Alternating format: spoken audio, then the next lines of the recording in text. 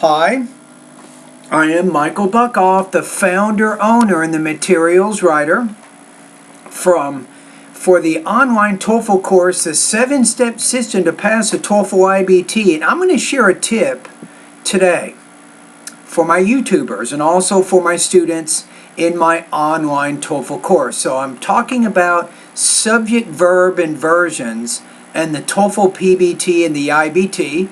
So I'm taking a certain type of grammar structure and I'm applying it to both of these exams. Remember, the PBT means a paper-based TOEFL. iBT means internet-based TOEFL. So I'll explain in this video why this structure is important to both of these tests.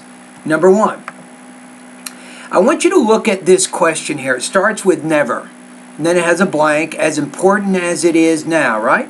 So I want you to pause the video, choose A, B, C, or D. Which answer do you think best completes this sentence? This is an important question for the TOEFL paper-based test.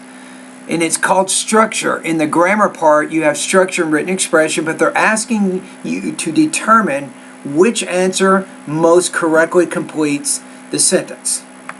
All right? Now, did you choose D? D's actually the correct answer here. Now, I know it's a little confusing, but getting an education, you have to look at getting an education. This is called a gerund phrase. And the key here, when you see never, I'll give you the tip now. Let me go ahead and bring the tip up here. Fronted adverbs and negation cause a subject-verb inversion, so the best answer will be an answer which places a verb directly after the adverb. So never is an adverb. So you need to go through here and look at which answer has a verb first. If you look at A, it says getting an education has been. So getting an education, or getting, is not a verb, that's a gerund. You have B, it says an education is. In this case, you have subject verb, so you cannot pick this particular choice. Now C says have, and D says has. So your only options here are either answer choice C or D. Now, because getting an education is the subject of this sentence, and it's a gerund phrase, the auxiliary verb should be singular, because gerund phrases take singular verbs. So the best answer here is never has getting an education been as important as it is now.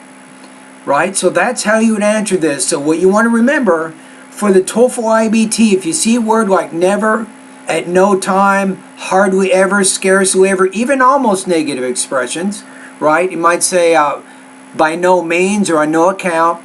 Any of those types of adverbial type expressions which are either almost negative or negative, you need to look for the verb which comes directly after that adverb. That's the tip. Okay, let's move ahead. Now the next question is, why are subject-verb inversions important for the TOEFL iBT? Remember, the TOEFL iBT has no grammar section, but your grammar is evaluated, obviously, as you complete speaking and writing tasks for the TOEFL iBT. So within this context, my first tip here, idea, their usage. If you're using subject-verb inversions, it demonstrates syntactic variety during the speaking and writing tasks. This is a type of grammar which is very advanced and it's unfamiliar to international students, and the fact that you can use this type of grammar and use it correctly shows you have a very good command of the English language. Now the second important reason, if you're using subject-verb inversions, it helps you to emphasize important points, right? So that's also why. Now here's my tips. I got 2 tips for you here. Tip number 1, do not overuse this type of grammatical structure. How much should you use it? And you'll probably use this more, I'm guessing, during the independent speaking and writing tasks. I would expect probably no more than 1 time during the speaking task you might have a chance to use this type of structure. You might use it once during the independent writing task, but definitely you don't want to use this in every paragraph. Only to emphasize something really important. Okay, tip 2. use this type of grammar when you want to emphasize an important idea. Now, let's say that you're doing a speaking task and it's talking about, describe your most memorable vacation, explain why it was memorable for you, right? And then at the very end you might say, I had a very exciting trip. And you might even, in speaking, in writing, use an exclamation point to show the emphasis.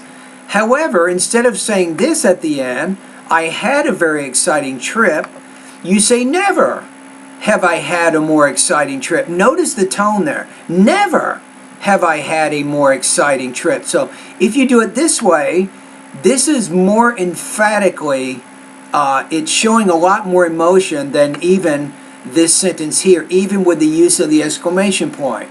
So if you did that at the very end of your speaking task, never have I had a more exciting trip, that would be very appropriate in that case, right? So using at the very end of your independent speaking task to emphasize something that very important to you as you told your story. So those are my tips, and that is what we call subject-verb inversions and the TOEFL PBT and iBT. Alright, thank you for watching the video.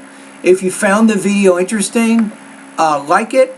You can subscribe to my YouTube channel. You can even send the video to someone else. If you do that, thank you very much and have a great day.